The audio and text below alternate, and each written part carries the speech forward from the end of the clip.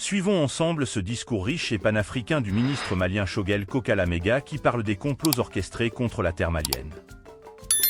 Nous ne haïssons personne. Tous nos pays sont nos amis. L'Algérie, en plus du fait qu'ils sont amis, ils sont frères. Vous savez, les frères et les voisins, on ne les choisit pas. Vous venez au monde, c'est les papas et les mamans qui les donnent. Et la géographie a fait que nous sommes des frères. Et nous considérons qu'ils sont frères et amis. La Côte d'Ivoire, j'ai dit la même chose au Sikasso. J'ai dit, attention, nous, l'éthique qui dirige là, on va passer. Mais les peuples ivoiriens et maliens vont rester. Le nord de la Côte d'Ivoire, c'est le sud du Mali. Le sud du Mali, c'est le nord de la Côte d'Ivoire. Aucun homme politique, aucun discours, aussi rusé soit-il, ne doit vous amener à une incompréhension. Parce que tous ceux qui font ça, c'est pour des objectifs politiques précis. Ils vont passer, mais vous resterez ensemble.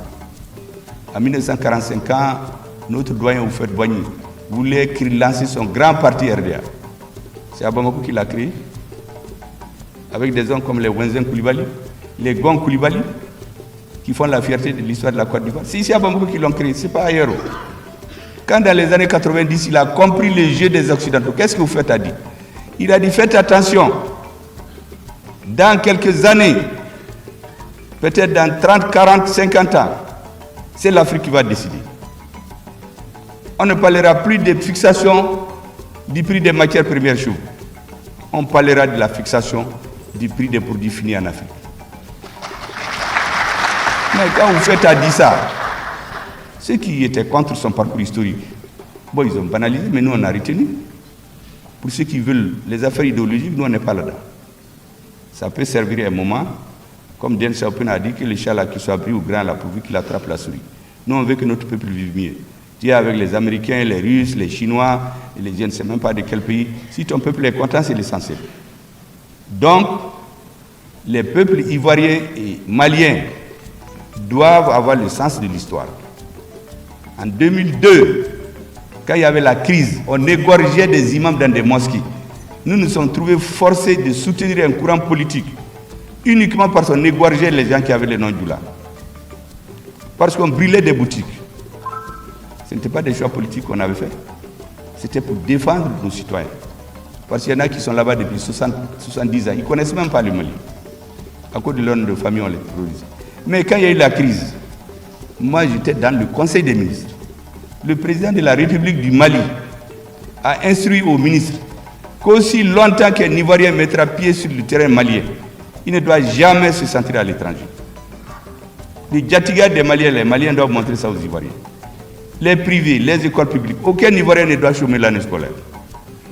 Mais quand il disait ça, il n'a pas consulté le gouvernement. En ce moment, ils étaient dans la bagarre. Nous-mêmes, nous avons soutenu le courant politique qui est au pouvoir aujourd'hui. On l'a soutenu très fort à cause des relations que je viens de vous expliquer. Parce qu'il y avait certains groupes à l'intérieur qui développaient la xénophobie, qui étaient contraires à la paix prêchée par Houphouët-Boigny, pas les Ivoiriens. Et récemment, cette histoire de la CEDEAO qui se laisse instrumentaliser. Mais récemment, quand les Européens ont voulu menacer les Ivoiriens qui ne vont pas acheter leur cacao, que parce que les enfants travaillent dans les champs. Mais le président ivoirien les a mis à leur place. Il a dit, mais c'est très simple, si vous ne voulez pas notre cacao, on le vend là où on ne pose pas ces questions-là. Mais le lendemain, il n'y a plus d'articles de presse. Et pourquoi on veut nous refuser ça? Nous avons découvert, avec preuve à l'appui, qu'il y a un système fallacieux dénommé communauté internationale, disons sous le couvert, où il y a des États qui ont décidé de défaire le Mali. À très bientôt pour d'autres vidéos et surtout n'oubliez pas de vous abonner, de mettre un petit like et surtout dites ce que vous pensez dans les commentaires. La patrie ou la mort, nous vaincrons.